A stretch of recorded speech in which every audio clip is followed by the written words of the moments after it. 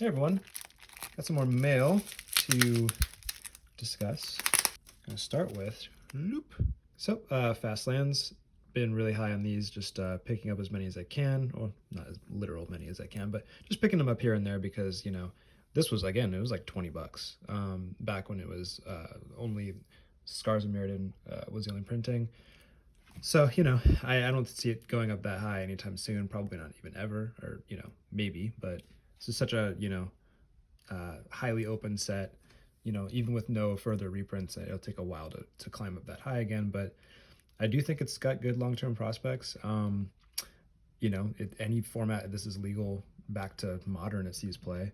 So I think it'll be a new staple in Pioneer, etc. Standard till it rotates, which is a while from now. So yeah, just grabbing them while they're cheap, only like $2-3 right now. So yep, a couple Elish Norns. Don't have to talk much about this card. I think its power is pretty apparent. I just think that it's good to pick up now at like $30, where I don't see it going much lower. I think this is just going to be such a staple moving forward. I think so. Pretty happy grabbing it now while it's relatively cheap. I've talked about this card before. I'm not like a huge believer in it, but I do think that at 50 cents or whatever this was, it could go up from here. It's not going to be a powerhouse, but could be a couple bucks in a standard where Phyrexians are supported, which is going to be happening. And it's actually a pretty good card in combat. It's super annoying, so just kind of grabbing one and seeing what happens. Actually, really high on this card. I have good prospect, or I have faith in this card.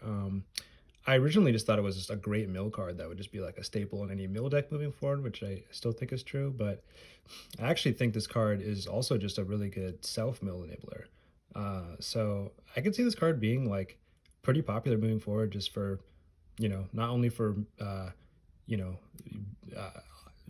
decks that use mill as an offense, but also decks that want to combo off and mill themselves. So pretty happy grabbing this at like $3-4.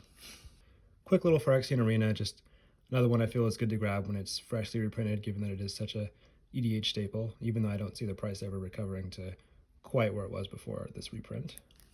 Another one I'm a big believer in. I think this card's just great. Just so anything this cheap and that powerful. I mean, we see Giver of Runes and, of course, going way back, Mother of Runes being really strong, but I think this card's definitely going to be a player in Future Standard. It's already a player in Standard. I think it'll be a player in, Pioneer, which it already is to some extent. I mean, I saw this in a vintage deck list recently, so I think this card's probably still being underrated. I think it's not hard to go, too wrong with something that's 1 mana and has such a powerful effect that scales up the more powerful the threats are. The more powerful what you're protecting is. So it's not like it's gonna drop off when you get to older formats. It might actually go up in older formats given the cheap mana cost and protect some more powerful stuff. So yeah, I'm really a big fan of this card. Definitely happy grabbing them at like $3 or $4. So another little hedge. Not quite as high on this one as I am the actual Skrelv, but I think this card's pretty good. And Phyrexians are going to be supported once again in new stand, or with March of the Machines. So it's also just that Bitter Blossomy effect that'll be valuable to any token strategy in EDH, or artifact strategies, poison strategies, etc. So pretty happy grabbing this for like $2 right now. I could definitely see it being a little bit more expensive than that in the future. So yeah. Just kind of grabbed one of these. I've never been that high on this card, but I was actually thinking about it a little bit more, and I was like, okay, this card's not bad. Like EDH, like you have a lot of life to play with. It's a lot of abilities. Like I don't know. I'm not throwing all my chips on this card, but I do think that it's got some potential. It's a little bit more powerful once you think about it in the context again where you have a lot of life to play with, or where proliferating is powerful. Just a lot of different uses for the card. So yeah, just it's my second copy. Just kind of wanted to just grab one while it's only like $4 or $5. So again, not going all in on it, but yeah, it's interesting. So we'll see. This one I don't need to talk about a whole lot. It's just I don't know. Just it's a proliferate staple. I don't think it's definitely not generically like good. Obviously, it's very specific to that strategy, but it is going to be a staple in any proliferate strategy. So just quickly grabbing one for like $2-3, which is probably the lowest it'll ever be. So nothing too special here.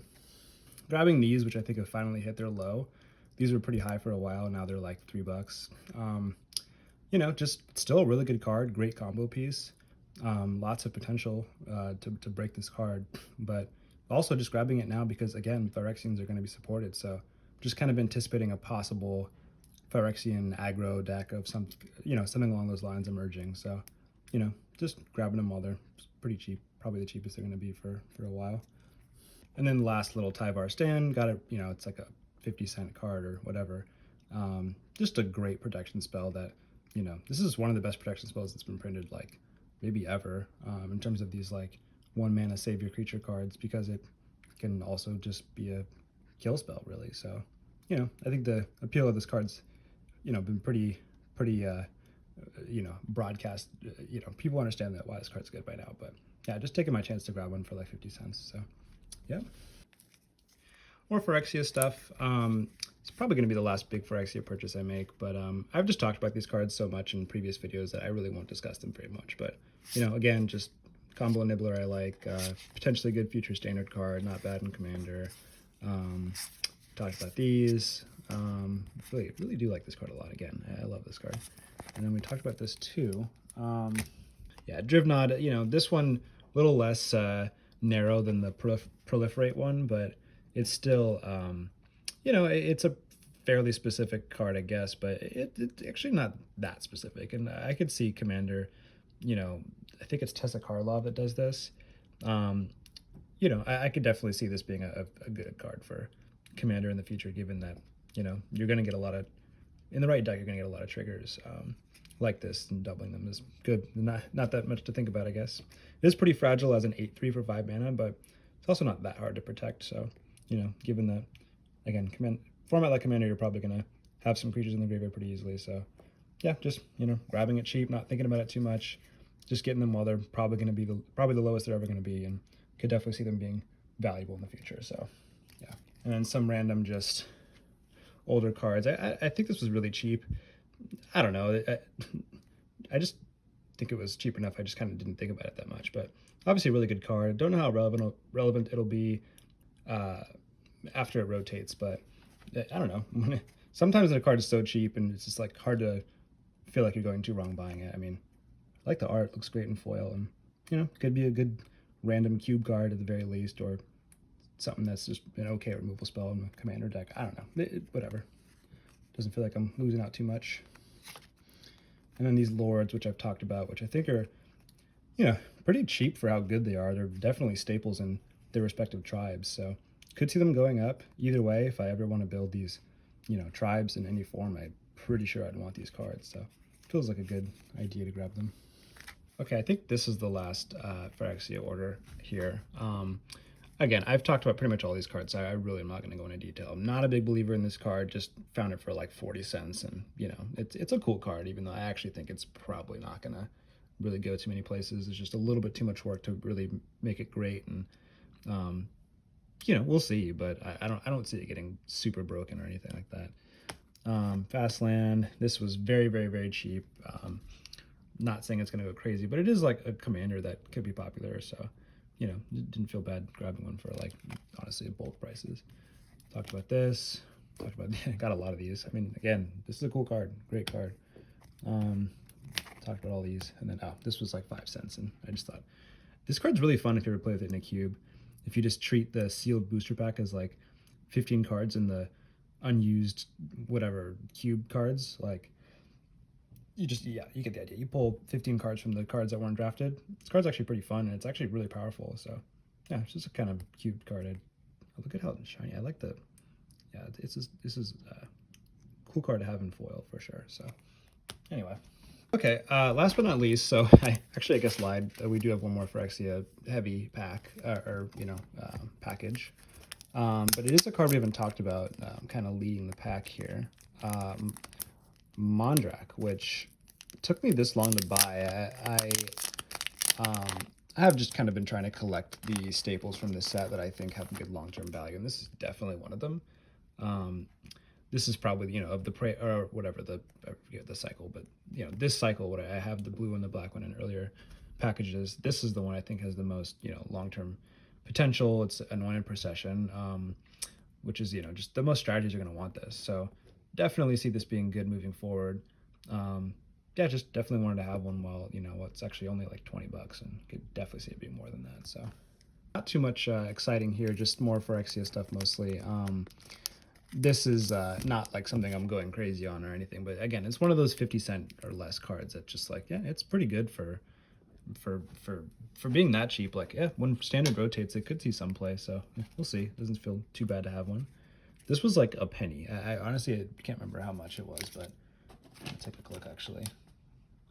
I can't find the slip right now, but anyway, not gonna talk about this card. Just again, buying up like cards that are actually like kind of interesting, could make it into a cube, whatever. When they're that cheap, I just don't really see much downside. So, you know, talked about this stuff.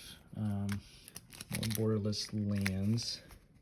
Oh yeah, Mirex we've talked about in a prior video. I think the card's actually pretty good, and people are starting to figure that out.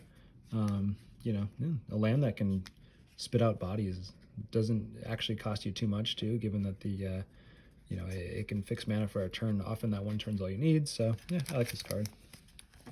Can't remember if spheres didn't have much support in this set. It's you never know with spheres. Like it could totally support them more in a random feature set, and then this card could go up. So yeah, who knows with a card like this, you know. Talked about all this nice little foil this time. This is like another penny buy, but it's actually just for my cube. Just I didn't know this card existed. It's just a servo schematic. I think it's identical, other than it making constructs versus servos. But yeah, just a nice little egg card for my eggs archetype supporting in my artifact enchantment cube. That's what these are for. Got some nice little tokens, and that's it.